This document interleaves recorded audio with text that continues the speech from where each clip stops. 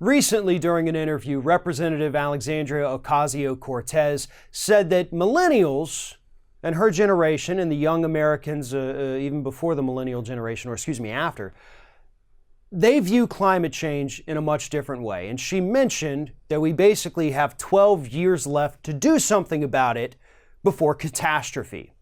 Well, her comments about 12 years left before catastrophe, before the end of the world as we know it, drew a lot of criticism from the right, and even some criticism from those on the left, and a lot of criticism from those in the media.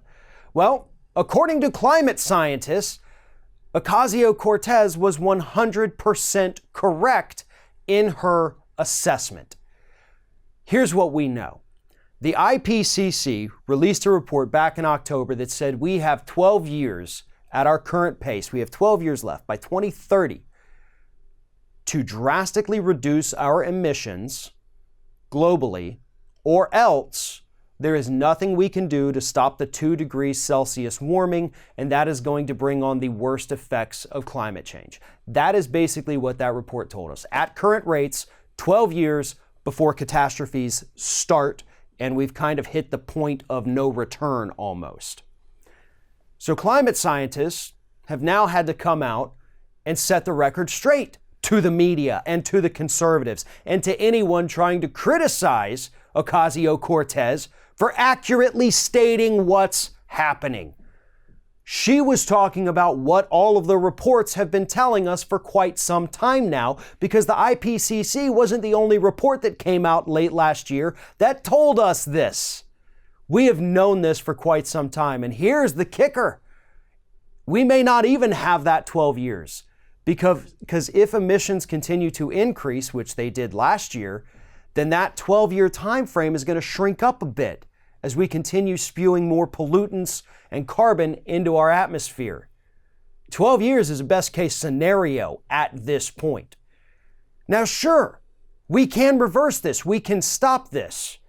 This is not something that is 100% going to happen. It is 100% preventable. But we've got to do better at the federal level. We got to do better at the global level. The benchmarks put forth in the Paris Climate Accord, unfortunately, do not go far enough, considering how much faster everything is happening than we had originally anticipated. We have to do better, and we can do better. The technology exists to do better. The only problem, the only thing that stands in the way, are backwards thinking politicians who would rather attack a young representative for stating the facts than actually address those facts and do something about it. And to her point that millennials and Generation Z view this threat differently and see it as a more dire threat, that is also true. Because as she correctly pointed out in those selective clips, this generation is a generation that has to deal with climate change for their entire life. They were already born into the point where we knew this was happening. We knew human beings were causing it. The science said so. There was no more debate. We knew it was there. They've lived with that since the day they were born. And they're the ones who, if we don't hit that 12-year benchmark of reducing global emissions, are going to have to deal with these dire consequences. I mean, hell, in 12 years, a lot of the folks that are serving as our representatives and senators and presidents in DC right now, they may not be on this planet anymore. So they don't have to worry about it. The Koch brothers probably won't be around anymore in 12 years. A lot of these people funding the misinformation, the disinformation campaigns, they may not be here in 12 years. And if they are, they may not be here too long after that. They're a bunch of old white guys telling us to ignore the problem. And they won't ever have to worry about it.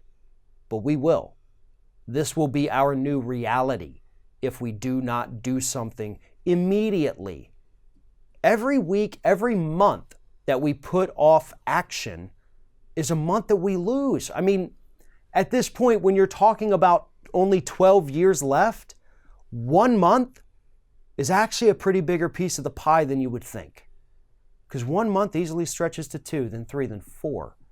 I mean, hell, we're now January, December, November, October, 4 months since this report came out.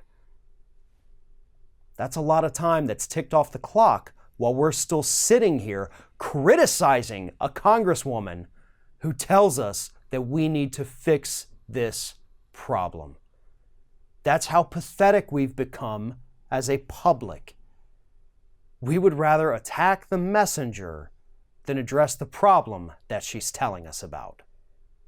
Thanks for watching, everybody. And don't forget, if you like what you see here, like, comment, share, and subscribe to our channel. And now you can also become a member of Ring of Fire and get exclusive early access to certain Ring of Fire videos all throughout the week. Just click on the little join button right below the video.